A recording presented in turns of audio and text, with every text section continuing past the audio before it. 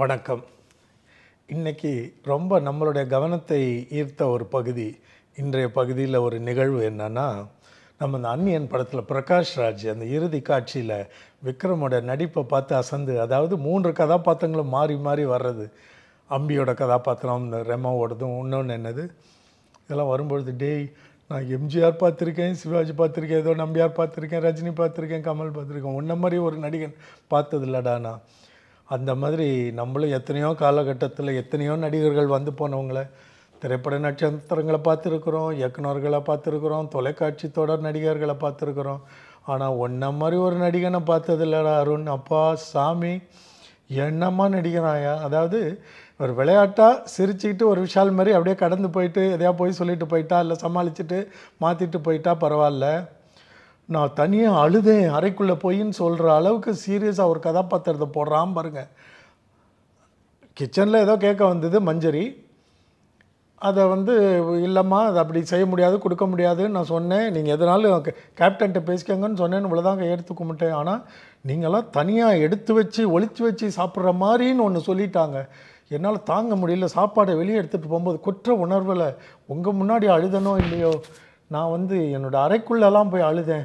எனக்கு ரொம்ப மனசு கஷ்டமாக இருந்துச்சு. இப்படி நம்மளை நினச்சிட்டாங்களே, ஒருத்தங்க சொல்லிட்டாங்களேன்றதை விட நம்மளை இப்படி நினச்சிட்டாங்களே. நம்ம எப்படி ஓடா தேஞ்சி நம்ம குடும்பத்துலலாம் அப்பா வெளியில் கடனை வாங்கி அவர் வீட்டுக்கு அவ்வளோ செலவுக்கும் காசு ஈட்ட முடியாமல் கஷ்டப்பட்டு அங்கே இங்கே ஓடி எல்லாம் குடும்பத்தை நடத்திக்கிட்டு தனியாக தனக்குள்ளே புழுங்குவார்ல, அழுவார். நமக்கெல்லாம் அந்த சோகம் தெரியாமல் உண்மையான அப்பா. அதை விடலாம் பல மடங்கு இவர் கஷ்டப்படுற மாதிரி சமயக்கட்டில் ஏதோ ஜாக்குலின் இவங்கெல்லாம் தியாக செம்மல்கள் மாதிரியும் இந்த வாரம் முடிஞ்ச உடனே ஞாயிற்றுக்கிழமை இரவு இவங்களுக்கெல்லாம் மெரினா பீச்சில் செலவைக்கணுன்ற மாதிரி நடந்துக்கிறதெல்லாம் பார்க்க பயங்கரமாக இருந்தது. இந்த வீட்டில் ஒவ்வொரு வாரமும் ஒரு அணி சமைத்தாகணும். எல்லாரும் இதே போல் தான் நின்று சமைக்கிறாங்க. ஏற்கனவே சமைத்த பழக்கப்பட்டவர்கள் உண்டு, சமையல் கட்டு பக்கமே போகாதவர்களும் உண்டு. ஆனாலும் முழு ஈடுபாட்டோட மனசு விரும்பி செய்கிறத எல்லாருக்கும் நல்லா செய்யணுன்ற எண்ணத்தோடு செய்கிற பலரை நம்ம பார்த்துட்டோம். அதில் ஒன்றுமே அறிவு இல்லாமல், அந்த சமையல் கட்டுக்கான அறிவு இல்லாமல், ஒன்றும் பின்புலம் இல்லாமல் இங்கே கற்றுக்கொண்டு ஈடுபாடோடு செய்தவர்களும் உண்டு. திறமையாக எல்லாருக்கும் நல்லா சமைச்சு போடணும், எல்லாம் நல்லா சாப்பிடணும், நல்லா இருக்குன்னு சொல்கிற மாதிரி நம்ம செய்யணும்னு ஆசையாக அன்போடு சமைச்சவங்களும் உண்டு. முதல் காலகட்டத்திலேருந்து நம்ம பார்த்துருக்குறோம் இன்றைக்கி வரைக்கும். அது என்னமோ இந்த வாரம் திடீர்னு அருணுக்கும் ஜாக்குலினுக்கும், அவங்க ஜாக்குலினுக்கு தான் மதர் தெரசா மாதிரி ஒரு எண்ணமும், அருணுக்கு யார் சொல்லலாம், அந்த நம்ம இதில் இலக்கியத்தில் இருப்பார் நலன் மாதிரி இவருக்கு ஒரு எண்ணமும் இவர் அப்படியே தூயவர்கள் மாதிரி இவர்களுக்கு அந்த கோவாவில் 400 ஆண்டுகளாக ஒரு இவங்களை வைத்து புனிதர்னு பட்டம் கொடுத்துருக்காங்களா, அந்த மாதிரி இந்த வாரம் முடிந்த உடனே ஞாயிற்றுக்கிழமையில் இவங்க 2 பேருக்கும் புனிதர்னு பட்டம் கொடுக்கணும் அப்படி நடிக்கிறாங்களான்னு தெரில. தனியாக எடுத்து வச்சு சாப்பிட்றான், இல்லை தனியாக ஒழிச்சு வச்சு சாப்பிட்றான்ற மாதிரி ஒருத்தங்க நினச்சிட்டாங்கன்னு ஒரு தாங்க முடியலையா. அப்போ இந்த இரவு பிரியாணி பண்ணி சாப்பிட்டீங்களே, அதெல்லாம் எந்த கணக்கு? யார் யார்? அருண், விஷால், தர்ஷிகா, ஆனந்தி, சாச்சனா, இன்னும் ஒரு பெண் யாரோ இருந்தாங்களே, சௌந்தர்யாவா, அது இன்னொன்று யாருன்னு எனக்கு மறந்துருச்சே. இவங்கெல்லாம் தனியாகவே எடுத்து ஒழிச்சு வச்செல்லாம் சாப்பிடல, தனியாக சமைச்சே சாப்பிட்டாங்களே யாருக்கும் தெரியாமல். இவ்வளவும் பண்ணிவிட்டு அன்றைக்கி குழம்பு எனக்கு இவ்வளோ வேணாம், இல்லை நாங்கள் எல்லாம் ரேஷன் வச்சுருக்கோம், சொல்கிற அளவு தான் எல்லாருக்கும் கொடுப்போம்னு ரொம்ப இதெல்லாம் எல்லாத்துலேயும் ஒரு ஒழுக்கம் வேணும், இது வேணும்னு தீபக் பேசினா உண்மை. ஏன்னா தீபக் அந்த இரவு திருட்டுத்தனமாக பிரியாணி பண்ணதுலையோ ஃப்ரைட் ரைஸ் பண்ணி சாப்பிட்டதுலையோ களவாணி இல்லை. இது அவரோட காதுக்கு போச்சா, பின்னாடி தகவல் யாராவது போய் மெல்ல சொல்லி வச்சுருக்காங்களா ரகசியமாக, மற்றவங்களுக்கெல்லாம் தெரிஞ்சுதான்னு தெரியல, ஏன் ஆனந்தி மற்றவங்களுக்கெல்லாம் சொல்லலைன்னு தெரியல, ஏன் பவித்ராவுக்கு தர்ஷிகா நெருங்கிய தோழி தானே போய் உண்மையை சொல்லலை. இவ்வளவு நடிக்கிறான் போடுறவன் இன்றைக்கி மஞ்சரியை இவ்வளோ தூரம் எல்லாம் சேர்ந்து கடுமையாக தாக்குனப்போ இவ்வளோ சீன் போட்ட இந்த அந்நியன் அருண் அந்த உண்மை மற்றவங்களுக்கு தெரியாதுன்னு நினச்சதுனால தான் இப்படி பொய் பேசி அபாண்டமாக நடிக்க முடிந்தது. யோபா, இந்த மாதிரி நடிகனை பார்த்ததே இல்லைடா சாமி. ஐயோயோ, எனக்கெல்லாம் இவன் என்ன வாழ்க்கையில் ஒரு விளையாட்டுக்காக நல்ல பேர் வாங்கணுன்றதுக்காக இவ்வளோலாம் நடிப்பானா? இவ்வளோ பெரிய பொய்களை சொல்ல முடியுமா? நான் உள்ளே போய் அழுதேன், மனம் கசந்து அழுதேன். என்னை ஒருவர் என் நேர்மையை சந்தேகித்து விட்டார்கள். படுபாவைகளா, குடும்பமாக போய் மற்றவனுக்கு இவ்வளவுதான் உணவுன்னு சொல்லி அளந்து போடுற இடத்துல குறைவாக இருக்கிற மளிகை பொருட்களை யாருக்கும் தெரியாமல் 6 பேர் சமைச்சு சாப்பிட்டு ஒரு நயவஞ்சகம் இல்லை இது பேர். இந்த காலத்துலாம் நயவஞ்சகம் பண்ணுறவங்க நிறைய பேர் கிடையாது. அது வந்து ரொம்ப மோசமான ஒரு பண்பு மனிதனுக்கு இருக்கிறதுலையே. நம்பிக்கை துரோகம் தானே நயவஞ்சகம். அதை நீங்கள் பண்ணிவிட்டு இன்றைக்கி எப்படியுமே ஒன்றுமே தெரியாமல் இப்படி யாரும் நடித்தது எனக்கு ரொம்ப வியப்பாக இருந்தது. இதில் விஷால் வேறு, நீங்கள் வந்து ரொம்ப பெரிய சேவை பண்ணுற கிச்சனில் அப்படி சாதாரணமாக தத்துவத்தை உதிர்த்துட்டு போகிறாரு. எல்லாரும் பாரு சாப்பிட்டு படுக்க தூங்க போயிட்டாங்க, நீ இன்னும் சாப்பிடாமல் இருக்க. இதுக்கெல்லாம் காரணம் என்னன்னா அன்பு, லவ்னு சொல்கிறான். டேய் படுபாவியா, அன்பு இருக்கவன் இப்படியெல்லாம் பேச முடியுமா, நடந்துக்க முடியுமா? ஒரு மஞ்சரி மாதிரி ஒரு பெண்ணை தனிமைப்படுத்தி எல்லாரும் சேர்ந்து ஹவுண்டட்னு சொல்லுவாங்க. எல்லாம் நின்று இந்த மஞ்சரி a lone woman was hounded by the இந்த மென் டுடே. எவ்வளோ மோசமாக வந்து ஒரு வெறிநாய்கள் போல சூழ்ந்து கொண்டு ஒரு பெண்ணை தனிமைப்படுத்தி எல்லாம் கத்துனீங்களே. தீபக், அருண், விஷால், சத்யா, ஜெஃப்ரியும் இடையில ஒரு முறை எழுந்துக்கிட்டான். சௌந்தர்யாலாம் ரொம்ப இந்த பாஞ்சாலி சபதத்தில் தலைவரி கோலமாலாம் கத்துவாங்களே, அதை மாதிரி அது நியாயத்துக்காக கத்துனா, இவ வந்து தனக்கு அடையாளத்துக்காக ஓவியா மாதிரி தன்னை நினைத்து கொண்டு கேவலமாக கத்துவது, இதெல்லாம் ஒரு நல்ல எண்ணத்துக்கு இல்லை. அவளும் ஒரு பெண் தானே, புரிஞ்சு நடந்துக்கலாம். இன்றைக்கி ஆண்களுக்கெல்லாம் இப்போ ரொம்ப நெருக்கமாக நடந்துட்டனால இப்படி பாருங்கள் மற்ற பெண்களை எப்படி நடத்துகிறான்னு. அப்புறம் இன்னும் வேறு யார் ஆண் முத்து மட்டும் மஞ்சரிக்கு இன்றைக்கி துணையாக நிற்கலைன்னா இந்த கடந்த 2 நாட்களில் என்ன ஆயிருப்பான் இந்த மஞ்சரி. இன்றைக்கி நிர்மூலமாக்கிட்டாங்களே, கொடுமைப்படுத்திட்டாங்க. ரொம்ப பார்க்க மனசு கஷ்டமாக இருந்தது. நமக்கு யாரை பிடிக்குது பிடிக்கலன்னு சொல்லி பார்த்தீங்கன்னா, இப்போ மஞ்சரியை பிடிக்காதவர்களுக்கு இவங்கெல்லாம் சேர்ந்து தாக்கும்போது மனதுக்கு ஆறுதலாக இருக்கும். அது கொஞ்சம் கூட மனித மாண்பு கிடையாது. நமக்கு பிடிக்குதோ பிடிக்கலையோ, நமக்கு ஒருத்த மேலே ரொம்ப ஆத்திரம் இருக்குது. நிஜ வாழ்க்கையில் வச்சுக்கோமே, எவ்வளோ பேர் மேலே நமக்கு கசப்பு இருக்குது, வெறுப்பு இருக்குது, வன்மம் இருக்கலாம். நமக்கு இப்படி ஒன்று பண்ணிட்டான், அவனை என்றைக்குனாலும் நம்ம பழி தீர்க்கணும். அவனுக்கு ஏதாவது ஒன்று கெடுதல் வந்தால் நம்ம மனசுக்குள்ளே சந்தோஷம், ஒரு மகிழ்ச்சி, ஒரு மனநிறைவு ஏற்படுறது. பாரு கடவுளை அவனுக்கு நல்லா கொடுத்தாருன்னு சொல்கிற மாதிரி எல்லாருக்கும் ஒரு சூழல் வரும்ல, யாரையோ அப்படி நினைப்போம்ல. ஆனால் ஒரு நிர்கதியாக நின்று நம்ம கண் முன்னாடி அந்த மாதிரி நம்ம வெறுக்கிற, நம்மளுடைய கோபத்துக்கும் ஆத்திரத்துக்கும் வஞ்சத்துக்கும் ஆளான ஒருவன் ஒரு கையறு நிலையில் துன்பப்படும் பொழுது நம்முடைய அடிப்படை மனிதன் வந்து கை நீட்டாது. அவனுக்கு நம்ம கண்ணு முன்னாடி ஒரு பஸ்ஸில் அடிபட்டு விழுந்துட்டான், நமக்கு ரொம்ப வேண்டாதவன், குற்றூரும் கொலைவருமா இருக்கான். இப்போ அவன் காப்பாற்றப்படலைன்னா அவனோட உயிர் முடிஞ்சுது. எனக்கு பண்ணில்லை, உனக்கு கடவுள் தண்டனைன்னு சொல்லிட்டு பார்த்துட்டு இருக்க யாருக்காவது மனசு வருமா? யாரோ ஒருத்தனுக்கு 1-2 பேர் ரொம்ப மோசமானவங்களுக்கு மிருகத்தை போன்ற, ஆனால் மிருகம் கூட அப்படி விட்டு போகாது, அதை போன்ற, ஏன்னா நம்ம மட்டமாக சொல்லணும்னா அக்ரி நைலாக அப்படி தான் சொல்ல முடியும். அதை போன்ற எண்ணம் உள்ளவர்கள், குரூரத்தன்மை சிந்தனையில் உள்ளவர்கள் வேணால் அதை பார்த்து ரசித்து விட்டு போகலாம். உங்களே என்னை போல் சாமானியமானவர்கள் என்ன பகை இருந்தாலும் நம்ம கண்ணு முன்னாடி ஒருத்தன் இப்படி அடிபட்டு உயிருக்கு போராடும் பொழுது நமக்கு மனசு வருமா? உடனே ஓடி போய் 4 பேரை கூப்பிட்டு கையை காலை பிடிச்சி தூக்கி ஒரு வண்டியில் போட்டு ஆஸ்பத்திரிக்கு எடுத்துகிட்டு போகிறதுக்கு உதவிட்டு கூட விட்டுருவோம். கூட போய் நிற்கணும்னு அவசியம் இல்லை, ஏதோ ஒரு தகவலை கொடுப்போம், செய்வோம் இல்லை. ஏன்னா அது உயிர் இல்லை, அந்த மனிதம் இருக்குல்ல, அந்த மனித மாண்பை இன்றைக்கி இழந்த ஒரு கூட்டத்தை தான் நம்ம பார்த்தோம். எல்லாம் பருந்துகள் போல, வெறிநாய்கள் போல சுற்றி நின்று ஓநாய் கூட்டம் போல் ஒரு பெண்ணை தனிமைப்படுத்தி கொடுமைப்படுத்தி அப்படி என்ன அவள் பேசிட்டா? தொடர்ந்து நியாயமாய் வாதிட்டு கொண்டே வருகிறாள். இவங்களால் யாருக்கும் பேச முடியல. அவள் எங்கேயாவது தவறான சொற்கள் பயன்படுத்தினாளா? ஆத்திரத்தில் அனாவசியமான சொற்களை பயன்படுத்தினாளா? பிறரை வந்து வெறுப்பேற்றுகிற, மட்டம் தட்டுகிற, அதை மலிவாய் பேசுகிற, அவர்களை தனிமையாய் தாக்குகிற, தனிப்பட்ட ஆளுமையாய் அவர்களை தாக்குகிற விதத்தில் ஏதாவது வார்த்தை வந்ததா? இல்லைல்ல. அப்போ ஆனால் இவங்கெல்லாம் உடனே நீ பொய்காரி, பொய் பேசுகிற, மாற்றி பேசாத, புரட்டி பேசாத. ஜாக்லின்லாம் எப்படி பேசுது பாருங்கள். அதே நீங்கள் பண்ணும்பொழுது ஆச்சரியமா. நான் எங்கே வந்தேன்னா, விஷால் வந்து நீ சமைக்கிறதுக்கு காரணம் அன்புங்கிறான். அன்பு இருந்தால் இதெல்லாம் எதுவுமே நிகழாது. அருணுக்கு இருந்தது அன்பு அல்ல, அந்த ஒரு பதவி பொறுப்பு கொடுக்கப்பட்டது. விஷால் போல் ஜால்ரா அடிக்கிறதுக்கு ஒருத்தனும், சத்யா போல் ஜால்ரா அடிக்கிறதுக்கு ஒருத்தனும், கேப்டன்ற பேரில் போலியாக இருந்து ஒரு ஓனாய் வந்து தனக்கு ஜால்ரா அடிக்கவும் தன்னை எல்லா சூழலையும் காப்பாற்ற இருக்கும் பொழுது எப்படி வேணாலும் நடந்து கொள்ளக்கூடிய ஒரு திமிர் மனநிலை யாருக்கு வேணாலும் வந்து விடும்ல. அதுவும் அருணுக்கு வந்தது. அந்த வீட்டில் சமையலுக்கு இது வரைக்கும் அவனுக்கு போனதே இல்லை, எதுவும் இல்லைன்னு அவன் சொல்கிறான். ஆனால் விழுந்து அந்த சப்பாத்தி பண்ணுறதை அவன் வந்து அனுபவித்து மகிழ்ந்து செய்வதையும் நம்மளால் விளங்கிக் கொள்ள முடியுது. அதெல்லாம் நம்ம இல்லைன்னு சொல்லலை. ஆனால் இவர்களுடைய பலம் தனக்கு பின்னாடி இருக்கிறனால தன்னுடைய வெறுப்புக்கு ஆளான ஒரு பெண் தனியாக சிக்கும் பொழுது அவளை சின்ன பின்னப்படுத்திடுறான்னு. இப்போ இந்த ஃபிசிக்கல் அப்யூஸ்லாம் பெண்களுக்கு எதிராக சொல்கிறோம்ல, பெரியவர்கள், வயதானவர்கள்லேருந்து பெண் குழந்தைகள் வரைக்கும் எல்லாத்தையும் வயது பேதமின்றி இப்போல்லாம் கொடுமைப்படுத்தி வன்புணர்வு பண்ணுறாங்கல்ல. வன்புணர்வு என்பது உடல் அளவில் நிகழ்வது, இது மனதளவில் நிகழ்வது. இந்த மனதுக்கு இணையான இந்த வன்புணர்வு இன்றைக்கி பல பெண்களுக்கு இந்த வீட்டில் நடந்து கொண்டு இருக்கிறது. அப்பப்போ புத்திசாலித்தனமாக பேசுகிற பெண்களோ, நிதானமாக விளையாடுபவர்களோ, அல்லது தன்னால் பதில் சொல்ல முடியாமல் தன்னை சிக்க வைக்கிற திக்குமுக்காட வைக்கிற வகையில் வாதத்தின் அடிப்படையில் தன்னை மூலையில் கொண்டு இறுக்கி வைத்துவிட்டு விசாரிக்கிறவர்களோ வந்துவிட்டால், அது பெண்ணாக இருக்கிற பட்சத்தில் இவர்கள் உணர்வு அளவில் வன்புணர்வு செய்யத்தான் செய்கிறார்கள். அதுதான் இன்றைக்கி நிகழ்ந்ததை நம்ம பார்த்தோம். என்ன ஒரு கொடுமை! யாருமே வரலையே.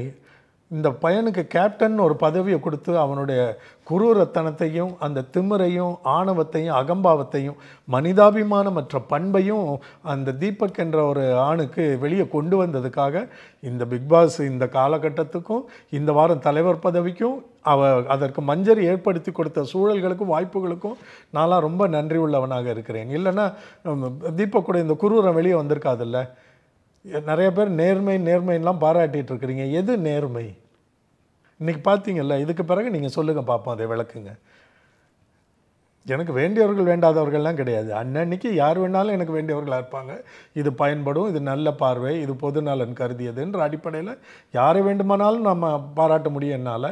ஏன்னா என்னுடைய நோக்கம் அதுதான் அடிப்படையாக. நான் இந்த பிக்பாஸ் விமர்சன ஒரு வட்டத்துக்குள்ளே வருவதுக்கு காரணமே அதுதான். இன்றைக்கி தவறாக இருந்தால் அது யாருனாலும் தவறு. இன்றைக்கி முத்து நடந்து கொண்ட விதம்லாம் முத்து என்னுடைய பார்வையில் எங்கேயோ போயிட்டான். இந்த மாதிரி சில விஷயங்களில் வருவோம், அது பின்னாடி வருவோம். அன்பின் காரணமாக அது பண்ணலை. அருணுக்கு இது புது அனுபவம். அதை மகிழ்வுடன் செய்தான், நிறைவுற செய்தான். சாப்பாடு சமைத்து பிறருக்கு கொடுக்கும் பொழுது ஒரு மகிழ்வு வருதில்ல. இது பொதுநலத்தின் காரணமாக வருகிற சுயநலமா அல்லது சுயநலத்தின் காரணமாக வருகிற பொது நலமான்றதுக்கு விடை கண்டுபிடிக்க முடியாது. இதை நீங்கள் நல்லா யோசித்து பாருங்களேன். பொதுநலத்தினுடைய அடிப்படையே சுயநலம். அதை நீங்கள் நல்லா விளங்கிக்கணும். இப்போ பாருங்களேன், அன்னைக்கு பவித்ராலாம் மஞ்சரி வெளியில் தனக்காக விளையாடி கொண்டு இருக்கிற ஜாக்குலின் சாப்பிடாமல் இருக்கும்பொழுது நாங்கள் சாப்பிட்டா நல்லா இருக்காதுன்னு இவள் அமர்ந்துருக்கிறா. ஆனால் நீ இப்படி இருந்து அவள் வீட்டுக்குள்ளே உட்காந்துக்கிட்டு அவளுக்காக நீ தியாகம் பண்ணுறேன்னு இருக்கும்போது நாங்கள் சாப்பிட முடியலடின்னு பவித்ரா அவளை நீ எங்களுக்கு மனசு கேட்கல, நீ சாப்பிட்டே ஆகணும்னு கொண்டு வந்து ஊட்டினால. அது அன்புன்னு நம்ம அப்படி சின்னதாக விளங்கி கொள்ளக்கூடாது மேலோட்டமாக. இதுதான் இந்த பொதுநலத்தின் அடிப்படை. சுயநலத்தின் அடிப்படையாக வருகிற பொதுநலம். நீ சாப்பிட்டாதான் என் மனசு ஆறும். எங்களால் சாப்பிட முடியல. அப்போ நான் மனசு எனக்கு எந்த சஞ்சலமும் இல்லாமல் குற்ற உணர்வும் இல்லாமல் நான் சாப்பிடணுன்னா நீ சாப்பிடணும்னு நினைக்கிறது. அப்போ இது சுயநலத்தின் காரணமாக உருவாகிற பொதுநலம் தானே. இது பெரிய குற்றமோ தவறோ அல்ல. மனிதம் இப்படி தான் இயங்குகிறது. இதை நல்லா யோசிச்சு பாருங்கள். சில சமயங்களில் பொதுநலத்தின் அடிப்படையில் வருகிற சுயநலம். இப்போது என்னுடைய பகுதியில் என்னுடைய ஃபேஸ்புக்கை ஃபாலோ பண்ணுறவங்களுக்கு தெரியும். ஒரு 15-20 நாட்களுக்கு முன்னாடி என்னுடைய பகுதியில் ஒரு 2 மாதங்களாக மின் தடை ரொம்ப அதிகமாக வருது. ஒரு நாளைக்கு ஒரு முறை வரும்பொழுது அப்படின்னு சொல்லுவோம். 2-3 தடவை வரும்போது என்னப்பா அப்படின்னு சலிப்பு வந்துடும். சில நாட்கள் என்னுடைய பகுதியில் 15 முறை ஒரு நாள் வந்தது இப்போ மின் தடை. எப்படி இருக்கும்னு நினச்சி பாருங்கள். நம்ம வீட்டில் என்னுடைய ஒளிப்பதிவு கூடத்தில் யூபிஎஸ் இருக்குது, கொஞ்சம் நேரம் போகுன்றதெல்லாம் வேறு. பல பொருட்கள் எரிந்து புகை நாசமாகி நாங்கள் எங்களுடைய குடியிருப்பு பகுதியில் அது போட்ட உடனே நிறைய பேர் அப்போ தான் சொல்கிறாங்க, ஆமாம் எங்கள் வீட்லேயும் ஆச்சு. ஆனால் யாரும் செயல்படுத்தலை. அப்போ எனக்கு இது இப்படி ஆகுதேன்னு சொல்லி நான் ஃபேஸ்புக்கில் எழுதினோடனே அது பெரிய அளவில் செய்தி போய் சேர்ந்து உடனே மிகப்பெரிய அதிகாரிகள்லாம் இப்போ தான் எங்கள் கவனத்துக்கு வந்தது, நீங்கள் கொண்டு வந்ததுக்கு நன்றி, இருந்தாலும் தப்பாக நினச்சிக்கோங்க, செய்கிறோன்னு சரி பண்ணாங்க. இப்போ நல்லா இருக்கிறோம். இப்போ எங்கள் வீட்டுக்கு சாலை குடிநீர் வடிகால் வாரியம் அந்த சாலைகளை தோண்டி பள்ளமாக எங்களோட கார் டயர்லாம் அவ்வளோ பிரச்சனைக்குரிய நிலைமைக்கு போயிருச்சு. 6 மாதங்களாக அப்படியே இருக்குது. இப்போ எனக்கு இந்த ரோடு சரியாகணும்னு நான் எழுதுறது பொதுநலத்தின் அடிப்படையில். இது என்னோடய வீடு இல்லை, என்னோடய வீட்டை தாண்டி வெளியே இருக்கிற விஷயம். ஆனால் அதில் சுயநலமும் இருக்கிறது. அது எனக்கு மட்டும் பயன்படுகிற விஷயம் இல்லை. நான் எழுதி எனக்கு சரியாகிறது, என்னுடைய கார் டயர்களுக்கு இனிமேல் பெரிய பாதகம் இல்லை என்று நான் நினைக்கும் பொழுது அது பலருக்கும் பயனுள்ளதாகவும் விளங்குகிறது. இந்த சுயநலம் பொது நலத்தை ரொம்ப பிரிக்க முடியாது. இதன் காரணமாக அது சில சமயங்களில் தோன்றுவதும் அதன் காரணமாக சில சமயங்களில் இது பயனளிப்பதும் மாறி மாறி நடக்கும். இது தவறே இல்லை. இந்த வீட்டில் அவன் எல்லாரும் இந்த சமைக்க போகும் பொழுது பிறருக்கு மகிழ்வு ஏற்படும் போது நான் ஒரு வேலை செய்கிறேன்னா அதை நான் பிறருக்காக செய்வதில்லை, எனக்கு அது நல்ல உணர்வை கொடுக்கிறது. சிலருக்கு ரொம்ப மனது உளைச்சல், மன அழுத்தம் இதெல்லாம் வந்துட்ட உடனே என்ன பண்ணுறதுன்னு தெரியாமல் ஷாப்பிங் போவாங்க சில பேர் வந்து சாப்பிடுவாங்க நிறையா, சில பேருக்கு வீடுகளை ஒதுங்க வைத்து சுத்தம் பண்ணுவது ரொம்ப பிடிக்கும், சில பேர் பொருட்களை அலங்காரம் செய்ய ஆரம்பிப்பார்கள், சில பேர் தோட்ட வேலை செய்ய ஆரம்பிப்பார்கள், சில பேர் பாடுவார்கள், பாட்டு வரலைன்னா கூட பாடுவாங்க, சில பேர் பாடல்கள் கேட்பார்கள், சிலர் வந்து சில உபன்யாசங்களை கேட்பார்கள், சில தத்துவ போதனைகளை கேட்பார்கள். இப்படி பல விதங்கள் இருக்கின்றன. இந்த வீட்டில் இப்போ பிறர் சாப்பிட்டு மகிழ்வாக இருக்கும் பொழுது அது புதிதாக சமையல் கட்டுக்கு வந்திருக்கிற அருணுக்கு ஒரு நல்ல மன உணர்வை ஏற்படுத்துகிறது, மகிழ்வுடன் செய்கிறார். அது அன்பு அல்ல. விஷாலுக்கு வந்து அவன் இளைஞனா சின்ன பையனாக இருக்கிறனால இந்த தத்துவம் விளங்காமல் இருக்கலாம். ஆனால் அப்படி அதுக்குள்ளே சிறுமைப்படுத்திட்டு போயிட்டா அப்போ மற்றவங்கெல்லாம் தப்பு பண்ணுற மாதிரி ஆயிரும். அதை மற்றவங்களுடைய இதை அதுக்காக நான் அதை சரி பண்ண வரேன், அவ்வளோதான். ஜாக்லின் இந்த 2 நாட்களாக ரொம்ப கடுமையான தன்னுடைய ஒரு பக்கத்தை வெளியே காண்பித்து கொண்டு இருக்கிறார். இது வரைக்கும் மக்கள்கிட்ட நல்ல ஆதரவில் இருக்கிற ஜாக்லினுக்கு இது நல்லதல்ல, இது அவருக்கு எதிராக போகும்.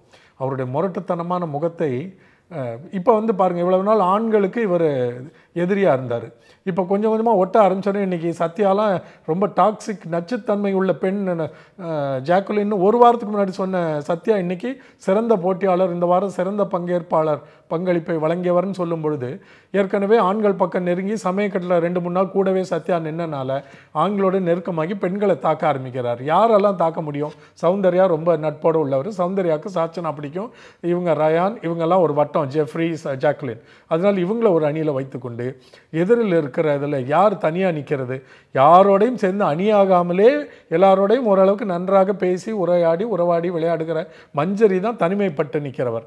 அப்போ அவரை தாக்குறது ரொம்ப எளிது. பவித்ராவை தாக்குனா ஓரளவுக்கு தர்ஷிகா வருவா. ஆனால் இப்போ அவங்க 2 பேரும் ஒரு காரணமாக பிரிந்திருக்கிறார்கள். ஆனந்தி ஓரளவுக்கு இங்கேயும் அங்கேயும் ஒரு 3-4 பேர்கிட்ட பேசுகிறவங்க, அதனால் ஆனந்தி தாக்க வேண்டிய அவசியம் இல்லை. தேவை வரும்போது அதுவும் பண்ணுறாரு. ஆனால் யார் எளிதான இலக்கு என்றால் அது மஞ்சரி. அதனால் மஞ்சரி எவ்வளோ கடுமையாக மோசமாக அவர் நடத்திட்டு பேசிகிட்டு இருக்கான்றதை நீங்களாம் கவனிச்சிருப்பீங்க. இது ஜாக்குலினுக்கு நல்லதில்லை, இது ஜாக்குலினுடைய தவறான ஒரு பகுதி.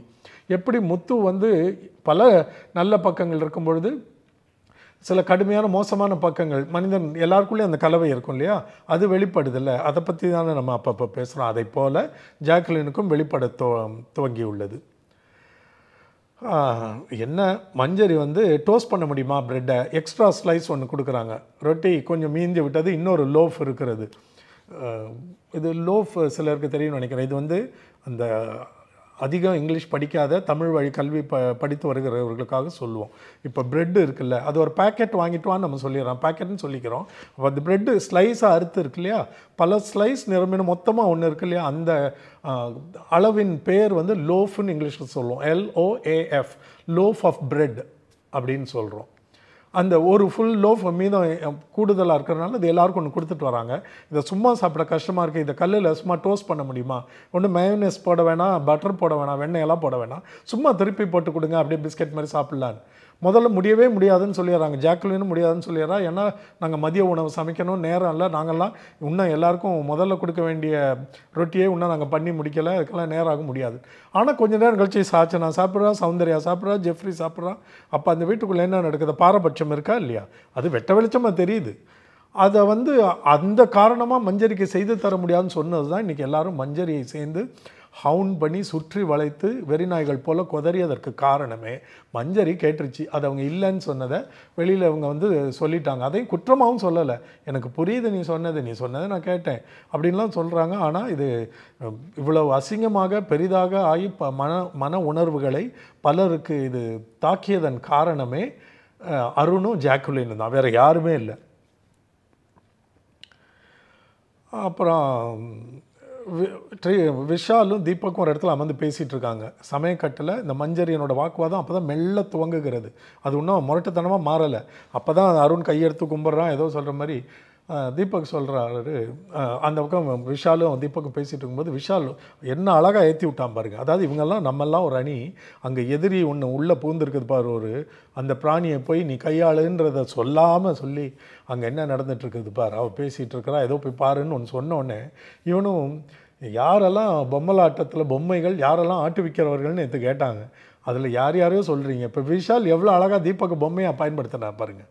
சொன்னோடனே தீபக் அங்கே போய் இவன் வந்து தன்னுடைய வயதுக்கும் அனுபவத்துக்கும் முதிர்ச்சிக்கும் இந்த வாரம் வகிக்கிற பொறுப்புக்கும் பதவிக்கும் கொஞ்சம் கூட நேர்மையாக இல்லாமல் திடீர்னு காட்டு கூச்சல் போட்டு கத்திவிட்டு நீ ஒரு கேப்டன் அப்படி பேசுன்னு மஞ்சுரி கேட்டோன்னு கேப்டனில் நான் தீபக்கா தான் பேசுகிறேன்னு. ஏன் தீபக்கா பேசுகிற ஒரு பிரச்சனை நடக்குதுன்னா தலைவர் தானே தீர்த்து வைக்கணும்.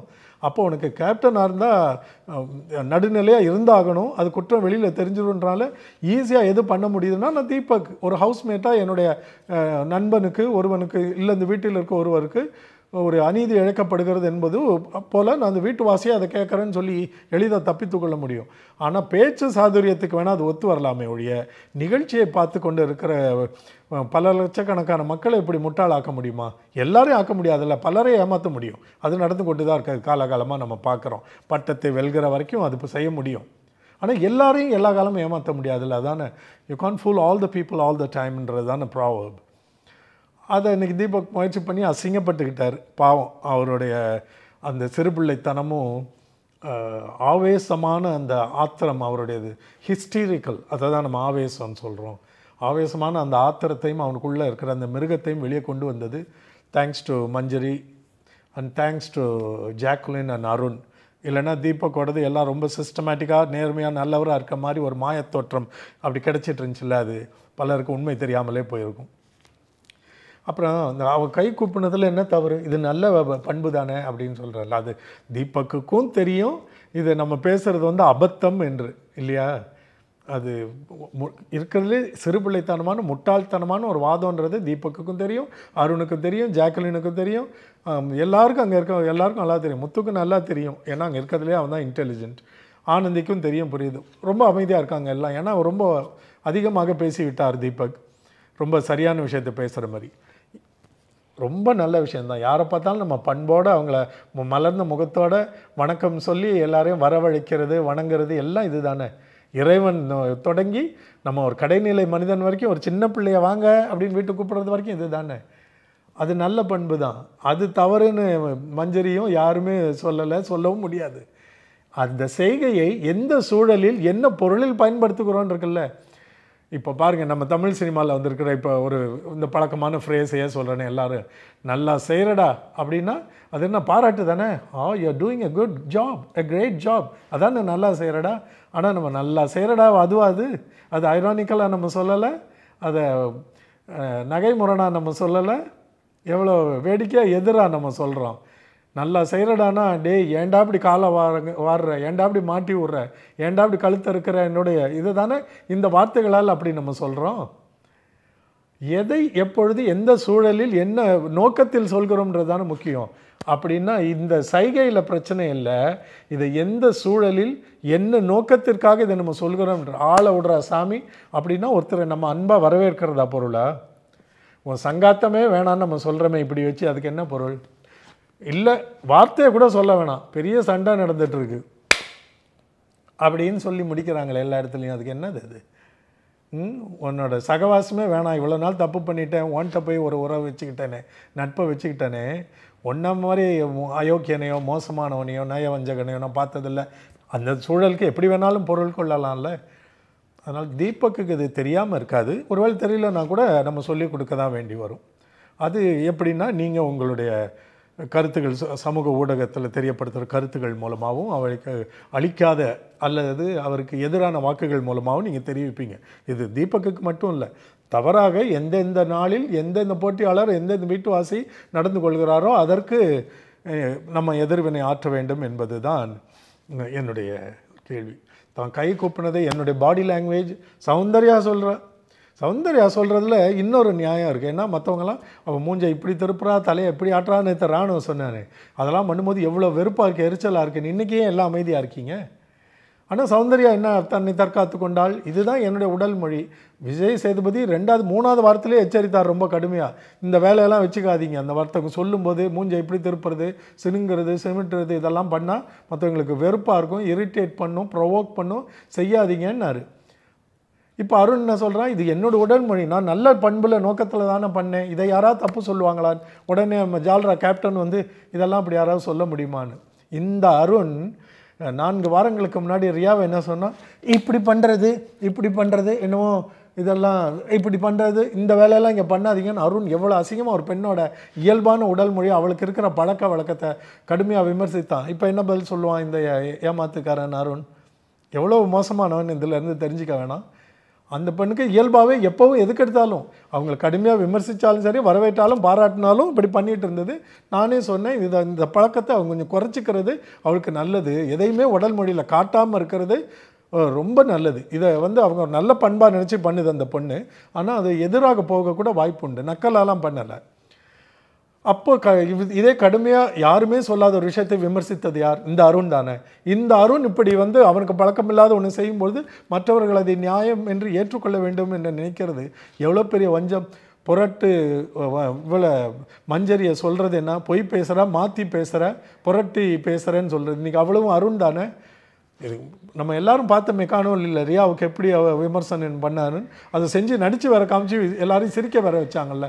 இன்னொருத்தர் உடல் மொழி அவர் பண்ணுறத இன்றைக்கி எவ்வளோ பெரிய அயோக்கியன் என்று தெரிந்ததில்லை இந்த அருண். அப்புறம் அந்த கேப்டன் தீபக் அவர் ஒரு அந்நியன், அதை நம்ம பார்த்தோம். அருண் தான் அந்நியன்னு பார்த்தா கேப்டன் திடீர்னு ஓ நீ கேப்டன் தானே, இல்லை நான் தீபக். இப்போ நீ தீபக்காக பேசிகிட்டு இருக்க? இல்லை அந்த மாதிரி வந்துட்டேன், அறைக்குள்ளே போனேன்ல, இப்போ நான் ரொம்ப என்னது கம்போஸ்டாக வந்திருக்கிறேன், நான் நிதானத்துடன் வந்திருக்கிற தலைவர், இந்த வார தலைவர்னுவார். ஐயோ இந்த வாரம் இன்னைக்கு குறிப்பிட்ட பகுதியில் அந்நியன்களையாக பார்த்து பார்த்து நமக்கு தாங்க முடியல. ரொம்ப சீப் டிஸ்பிளே ஆஃப் கேரக்டராக இருந்ததுன்றதை நான் பார்க்குறேன். அந்த வீட்டில் அன்றைக்கி நடந்த அந்த அசிங்கமான முரட்டுத்தனமான உணர்வுகள் தாக்கப்பட்டதுக்கு மிகப்பெரிய பொறுப்பு தீபக். இதற்கு ஒரு தனி மனிதனை அவர் பொறுப்பு எடுத்தே ஆக வேண்டும். ஈஸியாக போய் சாரி ரொம்ப ஒரு கெத்தாக ஒரு அப்பாலஜி ஒன்று போட்டு வந்தார் பார்த்தீங்கல்ல, அந்த குளியலறை பக்கத்தில் அழுது முடிச்சுட்டு இந்த பெண்கள்லாம் தீபக் தனியாக பேசணும்னு சொன்னோன்னே ஒரு பண்போடு அவங்கெல்லாம் வெளியே விட்டுட்டு போனப்போ இவர் தீபக் என்ன அதை இது பண்ணிச்சுருந்தா ஐம் சாரி அப்படின்னு ஒரு கெத்து அப்பாலஜி ஒன்று போட்டு போனார். இது ரொம்ப மட்டமான ஒரு நடத்தை, ஒரு தலைவராக நடந்து கொண்டது. ஒரு தீபக்காக தனி மனிதனாக பெண்ணை தாக்கியது முன்னாடியே நம்ம பேசிட்டோம். தலைவராக ரொம்ப மட்டமாக நடந்து கொண்டு எப்படி ஒரு தலைவன் இருக்கக்கூடாது என்று காட்டியது நமக்கு புரிந்தது. அப்போது தீபக் இன்றைக்கி அந்த ஆவேச ஹிஸ்டீரிக்கலாகி கத்துனது அவருடைய எப்படி அந்த மெலிதான மன உணர்வு கட்டுப்பாட்டுக்கு இல்லாத ஒரு ஆளாக இருக்கிறார்ன்றது நமக்கு தெரிகிறது. இவ்வளவு நாள் தொலைக்காட்சி தொகுப்பாளரை பார்க்கும்பொழுது அது தெரியாது. இப்போ நம்மெல்லாம் அந்த வீட்டுக்குள்ளே போனால், நீங்கள் போனாலும் நான் போனாலும் நம்மளுடைய இன்னொரு பக்கம் வெளியே வரத்தான் செய்யும். அது சரி, நம்ம போகலையே, அப்போ போனவங்களை பற்றி தானே நம்ம பேச முடியும். போகாத வரைக்கும் நம்ம நல்லவங்க தானே. இன்றைக்கி போனார், அந்த அசிங்கங்கள்லாம் இன்றைக்கி வெளியே காண்பிக்கப்பட்டது. அதுக்கப்புறம் இவங்க மீட்டிங் போடுறாங்க. மீட்டிங்கில் தான் போட்டு இந்த பெண்ணை எல்லோரும் கடுமையாக தாக்குறாங்க. முத்துக்குமரன் ஆரம்பித்த உடனே ஒவ்வொருத்தரும் கையை தூக்கி இதை பேசுகிறது தான் வழக்கம். நம்ம காலகாலமாக பார்த்துக்கிட்டு வரோம். இந்த முதல் காலகட்டத்திலேருந்து இன்றைக்கி வரைக்கும் அதான் நடக்குது. ஒருத்தர் பேசிகிட்டு இருக்கும்போது எதிர்கருத்தோ மாற்று கருத்து இருக்கவும் கையை தூக்குவாங்க. பொறுமை இல்லாத சில முட்டாள்கள் உடனே அங்கேயே உட்காந்துக்கிட்டு முனகுவாங்க. ஊர்கிழவிகள் மாதிரி அப்படி அங்கேயே பதில் சொல்லுவாங்க. இன்றைக்கி முத்துக்குமரன் விளக்க தொடங்கும் பொழுதே தெரிஞ்சிருச்சு தான் பலவீனமாயிட்டா எல்லாம் வெளியில் வந்துடும். முத்துக்குமரன் போன்ற ஆள் பேசினா எல்லாம் நெத்தியில் ஆணி அடித்த மாதிரி பதிஞ்சிரும்னு உடனே அருண் கீழே இருந்து கத்துறான். அது உடனே அவனை அப்செக்ட் பண்ணி நிறுத்த சொல்லிட்டாங்க. அது எனக்கு ரொம்ப வேடிக்கையாக இருந்தது பார்க்குறதுக்கு. அப்புறம் மஞ்சரி ரொம்ப கடுமையாக தாக்கப்பட்டு உணர்வுகளால் ரொம்ப மட்டுப்படுத்தப்பட்டு உள்ளே போய் அழுகிறா. அவள் அழுதுட்டு இருக்கும்போது நான் எப்பவும் சொல்லுவேன்ல, உள்ளே போய் அழுதுட்டு இருக்கும்போது வெளியில் வாவேன் கட்டி பிடிக்கிறது, நிறுத்து, அழுகையை நிறுத்துன்னு. இன்றைக்கி அன்ஷிதா, ஆனந்தி, பவித்ரா வெளியில் எப்படி கையாண்டாங்க? அவள் அழட்டும் விடு, ஒன்றும் சத்தம் போட்டுக்கல, அலட்டிக்கவே இல்லை. அவளை கொஞ்சம் அழ விட்டுருவோம், அவளாக அழுது வருவா, அவளை விட்டுருவோம். அது எப்படி 3 பேருக்கும் அந்த பக்குவமும் நிதானமும் வந்தது? எவ்வளோ ஒரு பெரிய முதிர்ச்சி இது. ரொம்ப அழகாக இருந்தது பார்க்குறதுக்கு. The right ideal way of handling a situation. இந்த மாதிரி ஒரு எமோஷனல் பிரேக் டவுன், உணர்ச்சிகளின் அடிப்படையில் ஆட்பட்டு நம்முடைய நிதானத்தை இழந்து தாக்கப்பட்டோம் என்று உணர்வில் நொறுங்கி ஒருவர் கடுமையாக தாழ்வு நிலையில் இருக்கும் பொழுது இப்படித்தான் ஒரு சூழ்நிலையை நாம் அணுக வேண்டும் என்பதற்கு அழகான எடுத்துக்காட்டாய் அது அமைந்தது. அப்புறம் வெளியில் வந்த பிறகு மஞ்சரி புலம்பும் போது எதுவாது இப்போ பாருங்கள், இதுக்கு முன்னாடி எல்லாரும் அழுது கயான்னு ஜாக்குலின் அழுது அந்த பிரச்சனையும் இதுலையும் நான் இப்படி கேட்டேன் அடி, நான் இப்படி சொன்ன அடின்னு அவங்க பேசினதை பார்த்துருக்கோம். சௌந்தர்யாவெல்லாம் ரொம்ப படுமட்டமாக ஒரு கல்வி கலாச்சாரம் பண்பாடே இல்லாத பெண் மாதிரி காய்ச்சி மூச்சுன்னு ஒரு சண்டை முடிஞ்சு அழுது ஓஞ்சதுக்கப்புறம் அவர் கேட்குறது, இப்போ பேசுகிற வார்த்தைகள், அந்த டோன், அது என்ன நோக்கம், இதெல்லாம் பார்த்திங்கன்னா நிறையா பேர் இந்த வீட்டில் தவறாக அசிங்கமாக பண்ணியிருந்துட்டு இருந்திருக்காங்க. அது இயல்பாக நம்ம பார்க்குறோம். இது இப்படி தான் ஒருத்தர் இருக்காங்க. அது அவ்வளோ நல்லா இல்லை, சரியில்லை, மாற்றிக்கொள்ளலான்ற கருத்தில் தான் அது சொல்கிறேன். ஆனால் இன்றைக்கி மஞ்சரி எப்படி அதை ஹேண்டில் பண்ண பாருங்கள். அங்கே அவ்வளோ தாக்கப்பட்டால் எல்லோரும் சேர்ந்துட்டாங்க ஒன்றா. அன்றைக்கி முத்துவை தவிர ஆனந்தி பவித்ரா தான் நேரடியாக அவளை தாக்கலை. ஓரளவுக்கு கொஞ்சம் கடைசி நேரத்துலையாவது பவித்ரா எழுந்துன்னு சொன்னேன். அப்படி எல்லாரும் பேசினா எப்படி, ஒருத்தியை போட்டு இப்படி பண்ணா எப்படி, அப்படி என்ன தப்பு பண்ணிட்டான்னு அந்த பெண்ணுக்காவது அந்த துணிவு இருந்துச்சு இவ்வளோ பேரை எதுக்கிறதுக்கு. இவளெல்லாம் பண்ணி முடிச்சுட்டு அங்கே போய் அழுதுன்னு வந்து வெளியில் வரும்போது கோர்வையாக கிரமமாக ஒவ்வொரு பிரச்சனையாக எங்கே தொடங்கினேன், எங்கே பேசினேன், என்ன ஆரம்பிச்சது, ஏன் இப்படி நடத்திட்டாங்க, எல்லாம் எப்படி என்னை போட்டு தாக்குறாங்க, எப்படி அதை மாற்றி எனக்கு ஒரு பிம்பத்தை உருவாக்க முயற்சி பண்ணுறாங்கன்னா அப்படி எதுவுமே கேட்கலையே. இந்த வீட்டில் நான் சொகுசுன்னு எதையும் கேட்கலை, மற்றவங்களை குற்றப்படுத்தலை, இல்லை சமயக்கட்டில் பணிபுரியறவங்களோட வேலையை நான் குறைத்து மதிப்பிடலை, அப்படி பேசலை, எதுவுமே நடக்கலேன்னு தெளிவாக ரொம்ப நிதானமாக எடுத்து வைக்கிறேன்ல. இதுதான் மஞ்சரியை வந்து ஒரு உயர்ந்த பெண்ணாக காட்டுகிறது. அட்டகாசம். மஞ்சரியை வந்து நான் வந்து ரொம்ப பெருமையாக பார்க்குறேன். இன்றைக்கி அவர் அந்த அவ்வளவு உணர்வு ஆட்கொள்ளப்பட்ட பிறகும் அவர் காட்டிய அந்த பக்குவமும் அதுதான் பண்பு. இப்போ நீங்கள் நினைக்கிறீங்களா இவங்களை விமர்சி விட்டுவிட்டு அப்படியே போயிடுவோன்னு? எனக்கு பல விஷயங்கள் அது வெளியில் பேசுகிற மாதிரி சொல்லுவாங்க. ரொம்ப வலிமையான தத்துவங்கள் எல்லாம், இலக்கியங்கள் எல்லாம் இருபுறம் கருக்குள்ள பட்டயம்னு பைபிள் வேர்ட்ஸ் அப்படி சொல்லுவாங்க. அது பைபிள்லேயே அப்படி இருக்குது. பைபிளில் இருக்க ஒவ்வொரு வசனமும் இருபுறம் கருக்குள்ள பட்டயம்னா டபுள் எட்ஜ்ட் சோர்டுன்னு அர்த்தம். வாளில் ரெண்டு பக்கமும் குத்தலாம் கிழிக்கலாம் அந்த மாதிரி இருக்கு இல்லையா, அந்த மாதிரி இந்த டபுள் எட்ஜ் சோர்டுன்ற மாதிரி இருபுறம் கருக்குள்ள பட்டயம். இந்த நிகழ்ச்சியில் நான் சொல்கிற விமர்சனங்களில் பல விஷயங்கள் நானும் உள்ளார்ந்து என்னை பார்த்துக்கிட்டே இருப்பேன். இந்த சூழலில் நான் எப்படி பேசியிருப்பேன், எப்படி நடந்திருப்பேன், ஆமாம் நம்ம இந்த தப்பை பண்ணியிருப்போம், பல முறை பண்ணியிருக்கிறோம், நம்மளும் குறைச்சிக்கணும். இந்த சின்ன பையன் இப்படி பண்ணும்போது, இந்த சின்ன பிள்ளை இப்படி பண்ணும்பொழுது நம்மளும் இதை பழகிக்கணும். வி ஷுட் கெட் பெட்டர்ன்ற எண்ணம் எப்போவுமே உங்களுக்கு நான் சொல்லும் பொழுது எனக்கும் வரும். அது தெரியாததல்ல. இன்றைக்கி மஞ்சரி கிட்டேருந்தோ நான் வந்து இன்றைக்கி மட்டும் இல்லை, பல இந்த தொடரில் அவங்க வந்ததுலேருந்து இந்த மாதிரி பல விஷயங்களை பலர் வழியாக நான் கற்றுக்கொண்டேன். மஞ்சரிடம் கற்றுக்கொண்டது இன்னமும் அதிகம். அப்புறம் அந்த விளையாட்டு திரும்ப நீயும் பொம்மை நானும் பொம்மை கடைசி 4 பேருக்கு நடக்கும் பொழுது 2 பேருக்கு வந்துடுது இல்லையா, சிவாவுக்கும் ஜெஃப்ரிக்கும். அப்போ நீங்கள் விளையாட முடியாது, உங்களுக்கு பதிலாக இன்னொருத்தரை நீங்கள் தேர்ந்தெடுக்கலான்னொன்னே ஜெஃப்ரி வந்து ரயானை தேர்ந்தெடுக்கிறான், சிவா வந்து அருணை தேர்ந்தெடுக்கிறான். ஏன் ரயானை தேர்ந்தெடுத்தான்னு காரணம் கேட்டோன்னே நான் என் மனைவிட்ட சொன்னேன், இந்த பையன் ரொம்ப கெட்டிக்காரன். முத்து எப்படி இவ்வளவு அனுபவத்துக்கு பிறகு அவனுடைய படிப்புக்கும் பின்னணிக்கும் அவன் உரிய ஒரு நல்ல புத்திசாலியாக அறிவார்ந்தவனாக இருக்கானோ, அதுக்கு சமமாக இந்த மாதிரி பெரிய வலிமையான பின்னணியில் வளராத எளிமையான பின்னணியிலேருந்து வந்த ஜெஃப்ரிக்கும் சாத்தியம். அவனும் சூப்பர் ஷார்ப், பயங்கர இன்டெலிஜென்ட். இதுக்கு ஒரு காரணம் சொல்லுவான் பாரு அப்படின்னு நான் சொன்னேன். ஜெஃப்ரி வந்து இன்றைக்கி இப்போ சொல்லுவான் பாரு ரொம்ப இன்டெலிஜென்ட்டாக இருக்கும். அவன் சொன்ன காரணத்தை கவனிச்சிங்களா?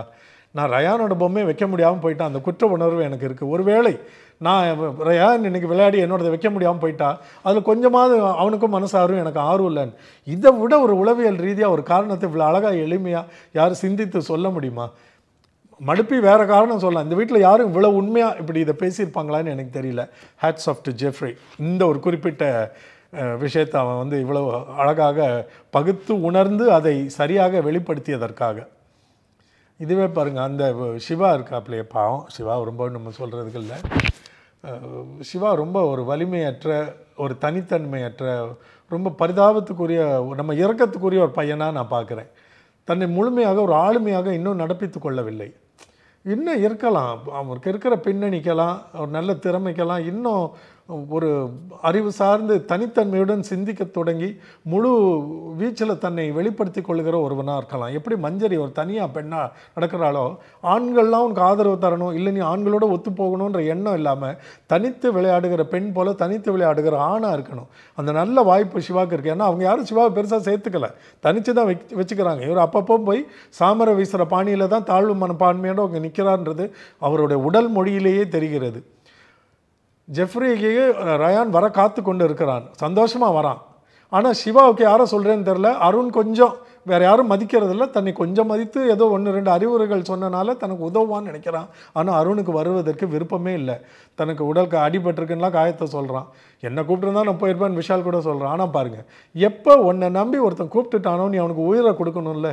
இவ்வளவு தூரம் பெரிய குற்ற உணர்வு என்னென்னமோலாம் பேசுகிற இந்த அந்நியன் அருண் கடைசியில் என்ன பண்ண பார்த்தீங்களே, ஜெஃப்ரியோட பொம்மை எடுக்கிறான். என்ன அவன் உள்ளே போகிறதுக்கு முன்னாடி என்ன கேட்குறான், நீங்கள் ராமர்னு அனுமானம் இருந்து நீங்கள் கொடுக்குறத நான் வாங்கிக்கிறேன், டேய் பெரிய பெரிய வார்த்தைகள்லாம் பேசாதரா, எனக்கு நீங்கள் 24 மணி நேரம் நின்று விளையாட வேணாம், உங்களால் எவ்வளோ முடியுதோ பண்ணுங்க. அப்போவே அது என்ன பொருள், எனக்கு நீங்கள் பண்ண முடிஞ்சால் மகிழ்ச்சி, என்னை காப்பாற்றிட்டீங்க, ஏன்னா நான் ரொம்ப விளிம்பில் இருக்கேன், அச்சத்தில் இருக்கேன்றலாம், இதை விட எப்படி ஒருத்தன் வெளிப்படையாக பேச முடியும், எல்லாம் சொல்லிட்டான். எனக்காக நீங்கள் செய்யுங்க அருண், செய்யுங்க, ரொம்ப உங்களை நான் நம்புகிறேன், ஆனால் நீங்கள் ரொம்ப கஷ்டப்பட்டுக்க வேண்டாம், கஷ்டப்படுத்திக்க வேண்டாம், அப்படி தானே சொல்ல முடியும். இன்னொருத்தர் போய் நீ உயிரே போனாலும் என்னை விட்டுறாதன்னு சொல்ல முடியாதுல்ல. அந்த எல்லை பண்புக்குள்ளே எவ்வளவு சொல்ல முடியுமோ அவளை சொல்லி நான் அவங்க அனுமானம் மாதிரின்னு சொல்லி அனுப்பிட்ட பிறகு அவன் போய் எப்படி ஒரு துரோகம் பண்ணிட்டு வரான் பாருங்க. அருண் எடுத்தோடனே ஜெஃப்ரி பொம்மை கையில் வருது. அவன் சொன்னது காதில் மனசில் உதிக்க வேணாம், 1000 முறை கேட்க வேணாம், 24 மணி நேரம் நீங்கள் நிற்க வேண்டிய அவசியம் இல்லை, ஆனால் முடிஞ்சால் நில்லுங்கன்றதோட அடைப்புக்குறிக்குள்ளே வர கருத்து தானே அது. நேராக கொண்டு போய் உள்ளே வச்சுட்டு போயிட்டாங்க அவன். அப்போ உன்னை நம்பி அப்போ என்ன பண்ணணும், நீ கொண்டு போய் சிவாதை வைக்கணும்னு அவசியம் இல்லை. சிவா கூப்பிட்டப்பவே என்னால் விளையாட முடியாது, எனக்கு விளையாட்டில் ஈடுபாடு போயிடுச்சேன்னா நேற்றே விளையாட்டை விட்டு நான் ஒதுங்கிக்கிறேன், ஏன்னா எனக்கு தேவையில்லை.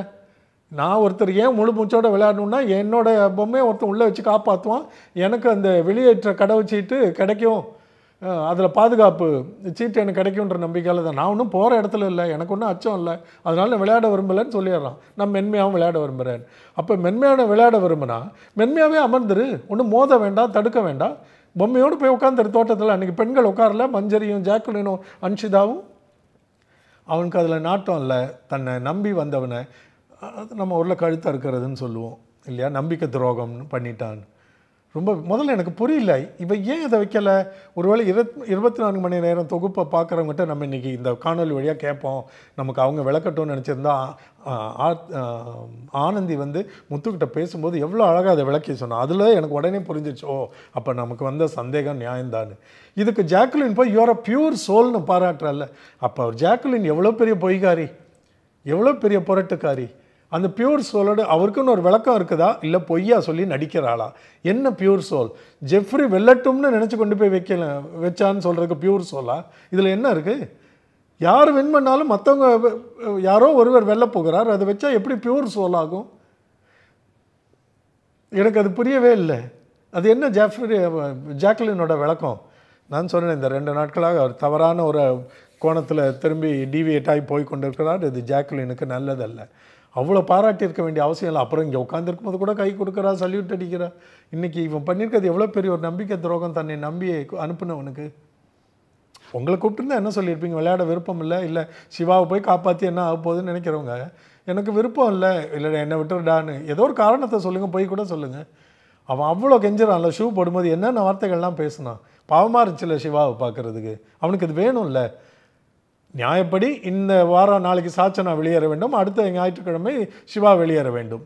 இதுதான் மக்களுடைய ஆதரவுப்படி நடக்குது இல்லையா? அப்போ அவனுக்கு தெரியுதில்ல, தான் விளிம்பில் தான் இருக்கிறோன்னு. அப்போ எவ்வளோ பெரிய ஒரு தவறை செஞ்சுட்டு போயிருக்கான் அந்த அருண், எதுவுமே தெரியாதபடி. ஆனால் இது ஜெஃப்ரி இதை வென்று ஒன்றும் பயனே இல்லை, யாருக்கும் பயன் இல்லாமல் போயிடுச்சு. சாச்சனாக்குன்னா கூட சாச்சனா இந்த வாரம் ஒரு வேளை மறுபடியும் இந்த பிக் பாஸ் படைப்பு தயாரிப்பு குழுவினர் வந்து உள்ளே இருந்து கழகத்துக்கு ஒருத்தர் தேவைன்னு நினச்சி வச்சாங்கன்னா சாச்சனா பொழைச்சா அடுத்த வாரத்துக்கு தலைவர் பதவிக்கு வந்துட்டனால அதை கூட விட்டு கொடுப்பாங்க. ஜெஃப்ரி சாச்சனாக்கு விட்டு கொடுப்பான், தப்பிக்கிறதுக்கு வாய்ப்பு உண்டு. நான் 10 வாரம் எப்படி இருந்துருவேன்னு சொன்னதை நிறைவேற்றி காட்டிடுவா போல இருக்குது. யாரை இருக்கணும் போகணுங்கிறதெல்லாம் நீங்கள் தீர்மானிக்கிறீங்க. நான் சொல்கிறேன் பொதுவாக இங்கே இருக்கிற இந்த வாரம் சிறந்த போட்டியாளராக சிறந்த பங்களிப்பை செய்தவர்னு சாச்சனாவை எப்படி சொன்னாங்கன்னே எனக்கு புரியவே இல்லை. நான் என்ன பார்த்தேன், அந்த விளையாட்டை மும்முரமாக விளையாண்டது. ஆமாம், தன்னை காப்பாற்றிக்கொள்ள ஒவ்வொருத்தட்டியாக வந்து ஒரு பாட்டர், ஒரு பண்டமாற்று இதில் நீ என்ன காப்பாற்று நான் உன்னை காப்பாற்றுறேன்னு விளையாண்டு எல்லாம் தான் விளையாண்டாங்க. என்ன அடிப்படையில் சாச்சனாவை இது முன்னாடி பேசி வச்சு இந்த ஆண்கள்லாம் அவள் பாருங்கள், சாச்சனா வந்து சரியான ஒரு கபடதாரி. யார் யாரெல்லாம் தன்னுடைய வசிய வலைக்குள்ளே போகணும்னு அவளுக்கு நல்லா தெரியும். ஆண்கள் அவளை நாமினேட் பண்ண மாட்டாங்க. நான் முன்னாடியே உங்களுக்கு சொன்னேன். இப்போ சிறந்த போட்டியாளராக ஆண்கள் கொண்டாடி தீர்க்கிற அளவுக்கு தன்னை அங்கே நிறுத்திக்கிட்டா. இப்போ யார் பொம்மையை ஆட்டு விற்கிறவர், பொம்மலாட்டக்காரன்றதை பாருங்கள், யார் பொம்மைன்னு. அவ்வளோ பேரையும் சின்ன பிள்ளையாக இருந்துட்டு போய் வந்து உடனே விளையாட்டில் முடித்த உடனே சத்யா மேலே தொங்கி கட்டி பிடிச்சிக்கிறதும் அதெல்லாம் நினச்சிக்கிட்டிங்களா? அவளுக்கு எங்கே வந்து தன்னுடைய சைல்டு ஈகோவையும் எங்கெங்கே அடல்ட் ஈகோவையும் எங்கெங்கே பேரண்ட் ஈகோவையும் காட்டணும்னு அவளுக்கு தெரியும். இதை பற்றி நம்ம முன்னாடி பேசியிருக்கோம். நீங்கள் ஏற்கனவே நிறையா நேரம் போயிட்டனால எப்போது ஒரு நாளைக்கு நாளான்னைக்கு கூட இதை பற்றி பேசுவோம். மனிதன் 3 நிலைகளில் மட்டுமே சிந்திப்பான், செயல்படுவான். Child ego, parent ego, adult ego, parent ego. இது என்ன? அந்த குழந்தை மனநிலை, பெரியவர் மனநிலை, பெற்றோர் மனநிலை. இதை நாளைக்கு பார்ப்போம். அதில் எங்கெங்கே இந்த குழந்தை மனநிலையை பயன்படுத்தணும்னு அவளுக்கு நல்லா தெரியும். அதில் வென்றது தான் இந்த சிறந்த பங்கேற்பாளர் பட்டம். ஜெஃப்ரிக்கு எப்போ எதை கொடுத்தாலும் நியாயம், நல்லாவே விளையாடுவான். இந்த வாரம் சிறப்பாகவும் செயல்பட்டான். அது அப்புறம் மோசமான பங்களிப்பு ராணுவுக்கு கொடுப்பாங்கன்னு எனக்கு தெரியும். தேவைப்படும் போது அவனை பொம்மையாக பயன்படுத்திக்குவாங்க. வேண்டாம் சமயத்தில் அவன் சிறப்பாக பங்கெடுக்காத போட்டியாளர். மஞ்சரி வாக்குவாதம் செய்ததனால் மட்டுமே சிறப்பாக பங்களிக்காத வேர்ஸ்ட் பெர்ஃபார்மர் கொடுக்க முடியுமா? விளையாட்டே விளையாடலையே, இரவு முழுக்க நிற்கிறதுக்கு கடைசியில் மஞ்சரி பொம்மை தான் உள்ளே போச்சு. அப்போ மஞ்சரி பொம்மை உள்ளே போகிற அளவுக்கு ஒரு போட்டியாளரை இவரை வந்து நம்ப வைத்து எனக்காக நீ விளையாடுன்னு இன்னொருத்தர் இரவு முழுக்க ஜாக்குலின் அமர்ந்து மஞ்சரி பொம்மை உள்ளே வைக்கிற அளவுக்கு அவருடைய நம்பிக்கையை பெற்றார் இல்லை? அப்போ அவர் தான் சிறந்த போட்டியாளர். இவர் பொம்மையை விட்டுட்டு போனால் இவர் சிறந்த போட்டியாளர்ன்ற பொருள் இல்லையே. நான் இன்னொருத்தரோட பொம்மையை விட்டாலும் என் பொம்மையை ஒருத்தர் விட மாட்டா, எனக்காக தன்னோட உடல் உபாதைகளை பொறுத்து கொண்டு விளையாடுவாள்னா அப்போ எந்த அளவுக்கு இவரை மதிச்சிருக்கணும், நம்பிக்கை வச்சுருக்கணும். ஏதோ ஒன்று மற்றவங்களை நான் விளையாட வச்சுட்டா நான் தானே சிறந்த போட்டியாளர். அவங்களை விட, விளையாடியவர்களை விட கஷ்டம் அவங்களுக்கு. ஆனால் நான் இங்கே உட்காந்து பார்க்குறேன், எனக்காக அவர்கள் கஷ்டத்தை ஏற்றுக்கொள்கிறார்கள், அவர்களை நான் ஏற்க வைக்கிறேன். அப்போ நான் தானே மனதளவில் சிறந்த பெரிய போட்டியாளர். அது எப்படி? மஞ்சரிக்கு கொடுத்தது வந்து தனிப்பட்ட இதுதான் வன்மம், பழி தீர்த்தல்.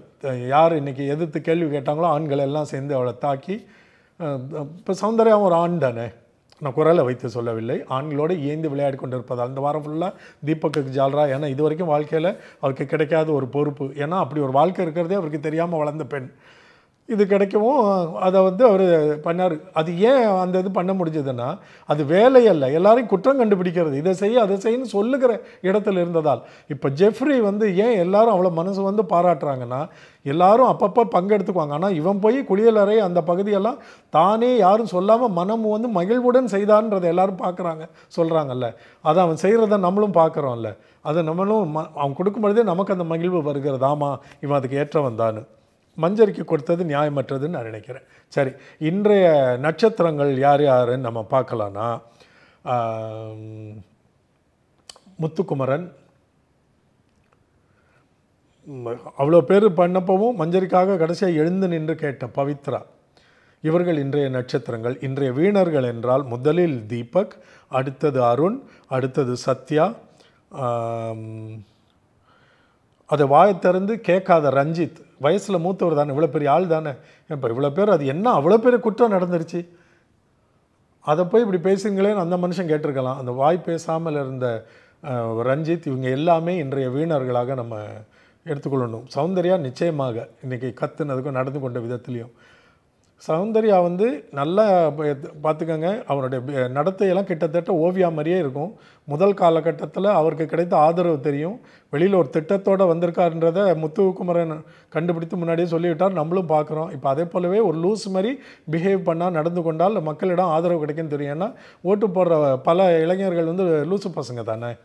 ஏன்னா இந்த மாதிரி எதுவுமே செய்ய முனையாத, சரியான விதத்தில் பேசாத, நடந்து கொள்ளாத, இன்றைக்கெல்லாம் என்ன அசிங்கமாக கத்துச்சு.